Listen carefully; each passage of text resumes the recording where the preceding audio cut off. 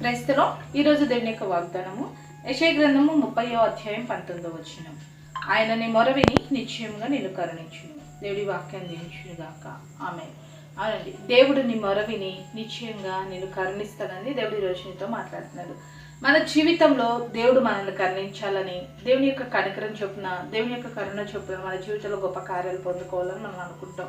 దేవుడు ఈ శ్రమలో, ఈ పరిస్థితిలో, ఈ ఇబ్బందుల్లో నన్ను కరుణించి నాకు కలుగుతున్న ఈ యొక్క ప్రతికూల పరిస్థితి, ఇబ్బందుల నుంచి, ఈ యొక్క శ్రమల నుంచి విడిపిస్తే బాగుండు అని అందరూ కోరుకుంటారు. అయితే ఇక్కడ దేవుని యొక్క వాక్యం సెలవిస్తుంది, నీ మొరవిని నిశ్చయంగా దేవుడు నిర్ణయం చేస్తాడంట, కరుణిస్తాడు. కరుణించాలని కోరుకుంటారు, కానీ దేవునికి మొరపెట్టే విషయంలో మాత్రం వెనకంజ వేస్తూ ఉంటారు. అన్నిటికీ సమయం ఉంటుంది, ప్రార్థించడానికి మాత్రము సమయం ఉండదు. ఈ యొక్క మాట వింటున్న ప్రియకుమార్తె, నీ జీవితంలో ఒక ప్రార్థన ఉంటే, నీవు కనుక నీ ప్రతి పరిస్థితిలో దేవునికి మొరపెట్టే అనుభవం కనుక నీకుంటే, ఖచ్చితంగా నీ కలుగుతున్న ప్రతి శోధన, ప్రతికూల విషయంలో దేవుడు నిన్ను కరుణించబోతున్నాడు. కాబట్టి దేవునికి మొరపెట్టి దేవుని యొక్క కరుణను పొందుకొని ప్రతి విషయంలో దేవుని సహాయం చేత ఆ పరిస్థితుల నుంచి విడుదల జయం పొందుకో. అట్రీతిగా దేవుడు నీకు సహాయం అనుగ్రహించునుగాక. ఆమేన్. ప్రార్థన చేసుకుందామండి.